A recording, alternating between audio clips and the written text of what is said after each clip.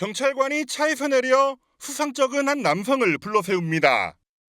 그런데 갑자기 남성이 종이 가방에서 흉기를 꺼내 휘두릅니다.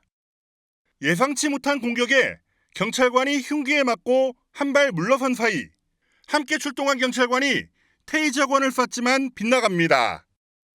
간격을 두고 흉기 발열을 수차례 외쳐보지만 재차 공격이 이어집니다.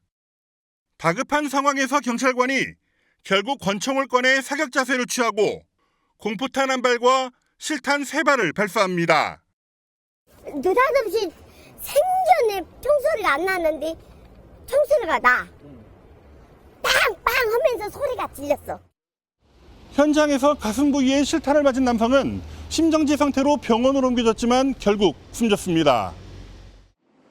피습을 당한 경찰관은 얼굴을 심하게 다쳐 응급수술을 받았지만 생명에는 지장이 없는 상태입니다. 숨진 50대 남성은 여성 2명을 뒤에서 쫓으며 수상한 행적을 보였습니다. 어떤 아저씨가 따라온다. 공동 현관 비밀번호를 쳐다본다. 이거 순찰을 좀 해달라. 경찰은 묻지마 범행일 가능성을 두고 숨진 남성의 정신병력 조회와 주변 조사를 벌이고 있습니다. 또 현장 CCTV를 토대로 정확한 경위를 파악하고 있습니다. 오늘 새벽 3시쯤입니다. 광주광역시에 112 신고 하나가 접수가 됩니다. 여성 2명이 다급하게 전화를 해서 모르는 남자가 따라왔는데 공동현관의 비밀번호를 누르는 것을 목격했다라는 신고 내용이었습니다. 어허. 이에 50대 경감과 20대 순경이 현장에 출동을 합니다. 네. 그 이후의 상황이 영상으로 준비됐습니다. 함께 확인해 보시죠. 네네. 여성들을 뒤따르던 50대 남성의 모습입니다. 여성들이 귀가한 오피스텔 인근에 서 있다가 네. 출동한 경찰차를 발견을 하고는 발길을 돌리게 되거든요. 네. 50대 경감이 그리고 차에서 내려서 네. 선생님 거기 서세요 라고 말을 건넵니다. 네. 그랬더니 남성은 갖고 있던 종이 가방에서 흉기를 꺼내 듭니다. 선생님. 경감이 남성에게 수차례 흉기를 내려놓으라고 소리를 치지만 말을 듣지 않고요. 20대 순경이 테이저건을 발사했지만 두꺼운 옷 때문인지 소용이 없었습니다. 그러자 그 남성은 곧장 경감을 향해 흉기를 들고 달려듭니다. 세상에 지금 저 영상만 봐도 너무너무 지금 세상에 긴박한 상황이고 위험천만한 상황입니다. 이후에 상황이 어떻게 됐습니까? 하재근 평론가님. 굉장히 좀 위험한 상황이 펼쳐진 건데 그 남성이 막 이제 공격을 하면서 50대 경감에게 흉기를 2차례 휘둘렀다고 합니다. 세상에. 그 50대 경감이 얼굴 등에 상처를 입었습니다. 아유. 그 상황 속에서 이제 이 경감이 순찰차 뒤편으로 몸을 숨겨서 네. 그 숨긴 상태에서 흉기를 내려놔라라고 하면서 공포탄을 쏜 거예요. 네. 그렇게 흉기를 내려놓으라고 공포탄으로 고지를 했는데도 불구하고 이 남성은 계속해서 경찰한테 접근하면서 공격하려고 한 겁니다. 네. 그 공격하려는 남성을 향해서 이번에는 경감이 실탄 3발을 발사했습니다. 그래서 이 남성이 심정지 상태로 병원에 옮겨졌지만 숨졌고 또 경감의 경우에도 공격을 받았잖아요. 네. 그래서 병원으로 옮겨져서 응급수술을 받았는데 다행히 생명엔 지장이 없다고 합니다. 경찰은. 네. 네. 그런데 얼굴에 중상을 입었다고 하고 당초에 119 신고가 있을 당시에 흉기가 있었다는 내용은 없었기 때문에 네. 방검복을 착용하지 않은 상태에서 출동했다고 합니다. 지금 상황을 보고 영상만 봐도 너무너무 끔찍한 사건이 벌어졌는데 이웃 주민들도 당시에 뭔가 소리를 듣지 않았을까요? 얘기 들어보시고 이어가 보도록 하겠습니다. 새벽에 3시 총소리가 빵빵 3번 나.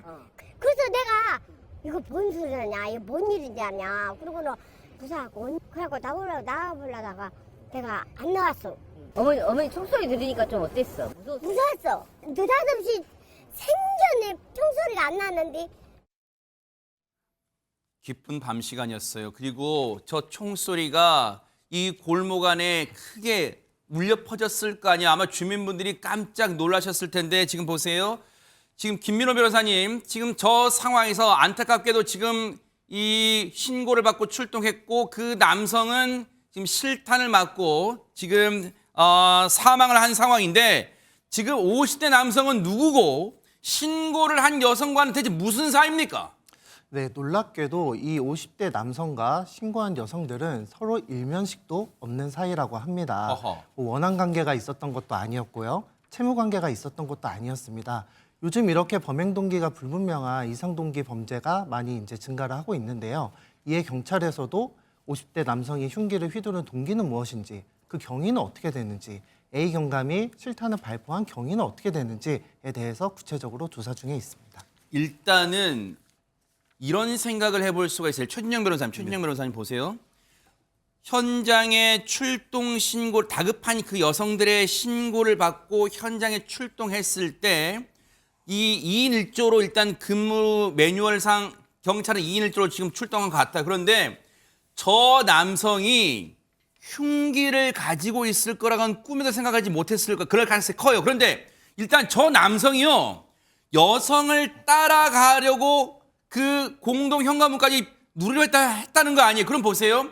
저 남성이 가지고 있던 종이 가방에서 흉기를 꺼냈다? 뭔가 강력한 사건을 이미 계획했다, 혹시 그렇게 볼 수 있을까요? 어떻습니까?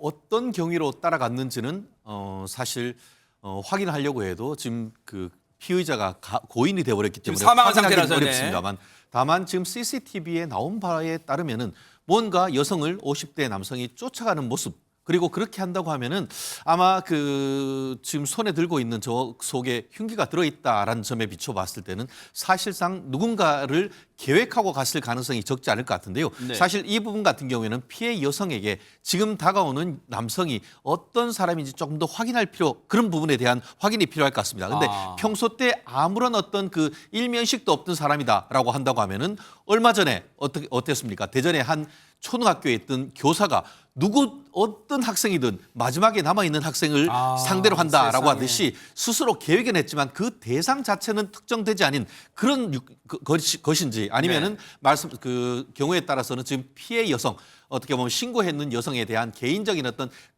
감정이 있어서 여러 가지 이유가 있었는지, 아마 이 부분은 이미 피해자가 어떻게 보면 고인이 되어버렸기 때문에 수사는 네. 하기 어렵지만 관련되는 통신이라든가 아니면 지금 피해 여성의 확인을 통해 가지고 그런 동기, 네. 사실 동기가 가장 중요한 부분이기 때문에 이 부분에 대한 추가 조사가 반드시 필요할 것 같습니다. 보통 저희가 이제 뉴스파이터 시간을 통해서 이런 강력 사건을 접할 때 저희가 이제 그런 얘기를 많이 듣습니다. 경찰 관계자한테. 왜냐하면 경찰이 현장에 가지고 가는 그 피스톨, 이른바 권총에 첫 발은 공포탄이 장전되어 있어요. 그 이후에는 이제 실탄인데, 손정희 변호사님, 자, 지금 매뉴얼대로 첫 발은 공포탄이 발사했다고 했어요. 그런데 이후에 실탄을 석 발이나 더 쐈어요. 그렇다면 보통 우리가 그 흉기를 든 남성을 제지하려는 목적으로 보통 대퇴부도 허벅지 같은 곳을 쏘지 않아요. 왜냐하면 지금 심정지가 됐다? 혹시 그 격발을 할 때 위치가 좀 논란될 수 있을까요? 어떻습니까? 일단 경찰 물리력 행사는 기준이 있습니다. 관련된 기준과 방법에 관한 규칙이 설정되어 있는데요. 그러니까 공격자의 위험성의 정도, 그러니까 수능 단계, 소극적 저항부터 아주 공격적인 치명적 공격까지 다 5단계로 나눠서 이 어떻게 보면 물리력을 선택하고 결정할 수 있다, 이렇게 되어 있는데요. 그런데 이번에 이 남성 같은 경우는 흉기를 휘두른 채 2차례나 경감을 공격을 했습니다. 더군다나 근접거리에서 두 사람이 엉키는 과정이 있었기 때문에 실탄 3발이 약간의 시차를 두고 발포된 것으로 알려지고 있는데, 워낙에 긴급한 상황이고 특히 서로 이제 신체적으로 굉장히 가까운 거리에서 발포가 되다 보니 실제 대퇴부를 조준됐다라고 하더라도 의도는 대퇴부여도 실제 상반신에 적중했을 가능성을 배제하기 어려운 사건이고요. 그러다 보니까 이 경찰에서도 경감이 대퇴부 겨냥을 시도했으나 워낙 상황이 긴박해서 가까운 거리에서 격발이 이루어지다 보니 이러한 결과가 나온 것으로 보인다라고 설명하고 있습니다. 네. 자, 근데 이 사건은 물론 흉기를 든 남성이 안타깝게도 사망했어요. 왜냐하면 범행을 하려고는 했지만 어쨌든 지금 사망했기 때문에 지금 이 논란이 지금 이제 불거지고 있는 상황이에요, 지금. 그런데 이 논란에 대해서도 경찰이 과잉 진압으로 저희가 단정할 수는 없는 이 대목이, 앞서 말씀드렸지만 경찰도 저 흉기를 든 남성의 무자비한 공격에 얼굴에 지금 심한 중상을 입었단 말이에요, 경찰도 지금. 그런 상황이다 보니까 이 논란은 신중하게 접근할 필요가 있는데, 최진영 변호사님 보실 때는 평소에 이런 사건을 접했던 실무 경험을 비춰봤을 때 혹시 과잉질환 논란이 일 가능성이 있습니까? 어떻습니까?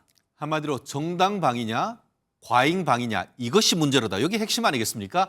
결국 자기 또는 타인의 현재의 중대한 위난을 피하기 위한 상당한 행위이냐.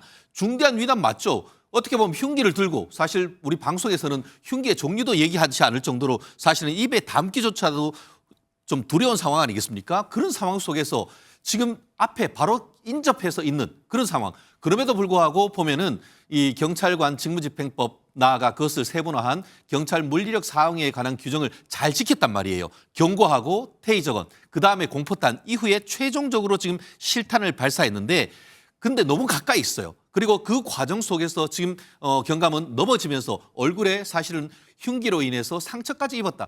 사실 이 정도가 된다라고 하면은 제가 만약에 그 담당 판사라면 저는 무죄를 선고하고 싶습니다. 실무적으로는 직위 해제할 가능성이 높습니다.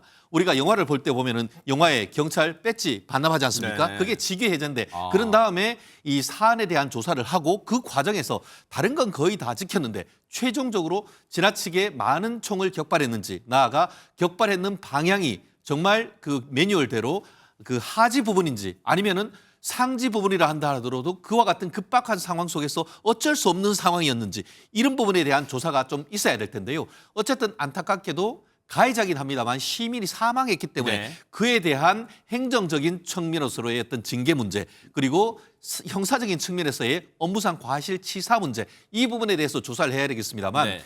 저 정도 상황에서 경찰이 물리력을 행사하지 못한다고 하면은 도대체 어떤 누가 국민을 지키기 위해서 몸을 바치겠습니까? 네. 저의 개인적인 견해지만 이 정도로가 된다고 하면은 경찰의 어떻게 보면 그 정당 방위 인정해야 되는 것이 아닌가 제 개인적인 의견을 밝힙니다. 왜냐하면 손정희 회사님 이런 이 누리꾼들도 이런 얘기는 나올 수 있을 것 같아요. 왜냐하면 특히 지금 얼굴 부위에 지금 흉기를 든 남성의 저 공격에 얼굴 부위를 지금 다친 저 50대 경감의 가족분들도 계실 거 아니에요. 그럼 가족분들이 만약에 이 과잉질환 논란으로 징계를 받게 된다고 한다면 아니 그러면 혹시 결혼했다면 이 경감이요. 내 남편이 죽어야만 과잉질환 논란이 없단 말입니까? 현장에서. 왜냐하면 흉기에 얼굴을 다쳤다면 자칫 잘못하면 급소를 맞아 공격당했다면 큰 경찰의 목숨도 경각에 달릴 뻔했단 말이에요. 어떻습니까 이 부분은? 굉장히 어려운 문제 같습니다. 공권력인 경찰이 출동을 했음에도 불구하고 더군다나 공포탄을 발사했음에도 불구하고 무력적으로 특수공무집행 방해 치상의 행위들을 연달아 하다 보고 특히 몸싸움 과정에서 흉기를 휘두르는 어떻게 보면 피의자에 대해서 경찰이 무력하게 그냥 맞거나 공격을 당하기만 하긴 어렵기 때문에 네. 관련한 물리력을 동원할 수밖에 없는 부득이한 사정은 충분히 고려돼야 된다라는 말씀을 드릴 수 있고요. 네. 다만 그 과정에서 이 경감이 의도하지 않은 또 한 생명에 대해서 좀 안타까운 결과가 있었기 때문에 그 부분에 대해서는 저희도 참 유감스럽게 생각하지만 다시는 이렇게 경찰이 공권력을 행사하는데 수긍하지 않고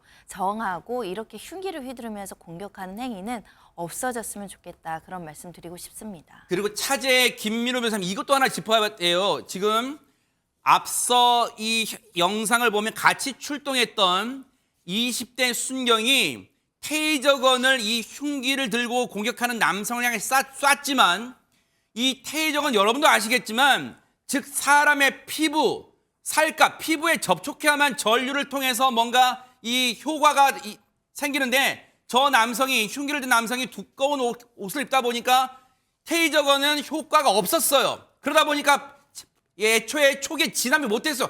이 테이저건에 대해서도 뭔가 좀 차제에 뭔가 다른 대응 방안 좀 모색해봐야 되는 거 아닐까 어떻습니까? 네, 저도 이 뉴스를 보고 앵커님과 같은 생각을 했습니다.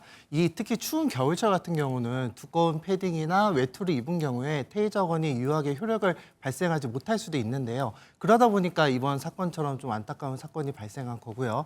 테이저건의 사용 범위에 대해서 좀 더 다시 한번 고려해 볼 필요가 있고 그리고 그 효능에 대해서 좀 보완적 조치가 이루어져야 할 것 같습니다. 그리고 아까 최진영 변호사님께서 본 사안에 대해서 판사였으면 무죄를 네. 선고했을 거라고 말씀해 주셨는데 제가 만약에 검사였으면 저는 아마 무혐의 처분을 하지 않았을까. 왜냐하면 그 소위 약칭 경찰법이라고 하는 법에 보면 그러니까 그 말씀인즉슨 기소 자체도 안 할 수 있다. 검찰 단계에서 경우에 따라서 네. 이렇게 판단할 수 있습니다. 경찰에게 여러 가지 임무가 부여되어 있습니다. 뭐 이제 기본적으로 수사, 이제 그 피의자 체포 여러 이제 임무들이 부여하고 있지만 우리 경찰법에서 경찰에게 최우선적으로 부여하고 있는 임무는 단연 국민의 생명과 신체 보호입니다. 네. 이 A 경감의 그 생명의 위협도 있었지만 이 A 경감에게 잘못된 혹시나 그런 일이 발생했다면 그 신고한 여성들은 물론이고 그 주변에 이런 무고한 피해자들이 될 수 있었던 분들에 대한 범죄도 예방했다. 네. 그렇게 판단해 볼 수 있을 것 같습니다.